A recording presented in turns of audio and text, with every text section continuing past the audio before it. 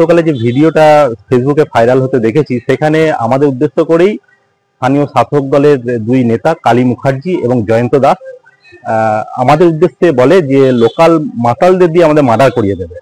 তো আমরা বাইরের থেকে এসে এখানে ছেলে মেয়েদের শিক্ষা দেওয়ার জন্য, যাতে ভালোভাবে শিক্ষা দিতে পারি, এখানে আমরা এসে ভাড়া নিয়ে থাকি।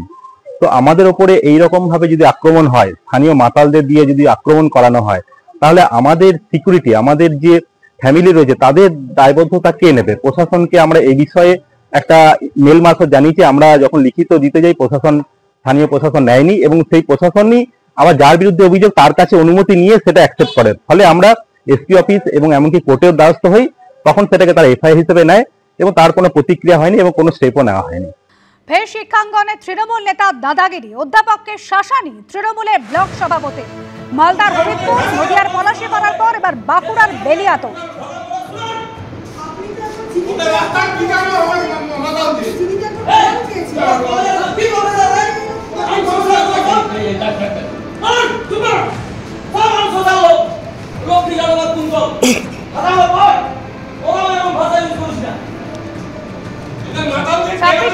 যে ভিডিও সম্প্রতি ভাইরাল হয়েছে, সেখানে দেখা যাচ্ছে যে কলেজে পরিচালন সমিতির বৈঠক চলছিল এবং সেই বৈঠকে দুই অধ্যাপককে শাসাচ্ছেন তৃণমূলের এই ব্লক সভাপতি।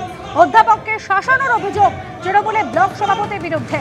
৩রা এপ্রিল ইতিমধ্যে ইমেল মারফত বেলিয়াতোর থানায় অভিযোগও দায়ের করেছেন দুই অধ্যাপককে খুনের হুমকি দেওয়া হয়েছে বলে অভিযোগ জানানো হয়েছে।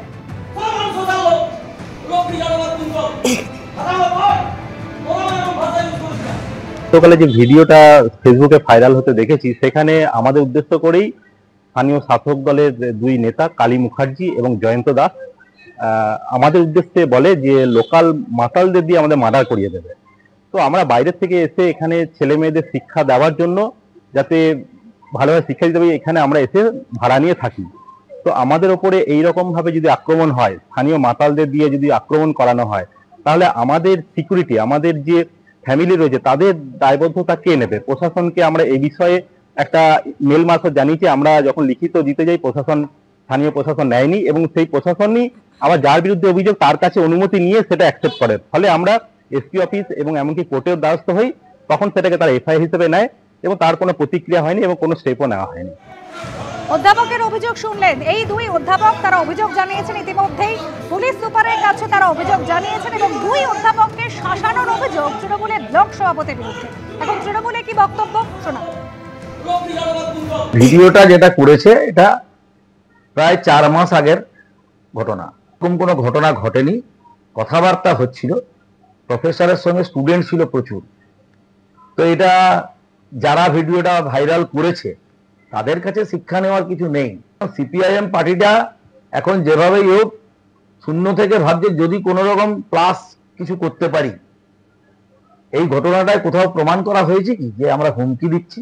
কথাবার্তা হচ্ছে, তো কথাবার্তার সঙ্গে হুমকির কি আছে?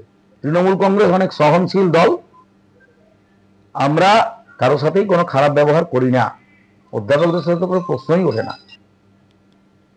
ফের শিক্ষাঙ্গনে তৃণমূল নেতা দাদাগিরি। এর আগে মালদার হবিবপুর, নদিয়ার পলাশীপাড়া, এরপর বাঁকুড়ার বেলিয়াতোর, যেখানে কলেজের পরিচালন সমিতির বৈঠক চলাকালীন দুই অধ্যাপককে শাসানোর অভিযোগ উঠল তৃণমূলের ব্লক সভাপতির বিরুদ্ধে।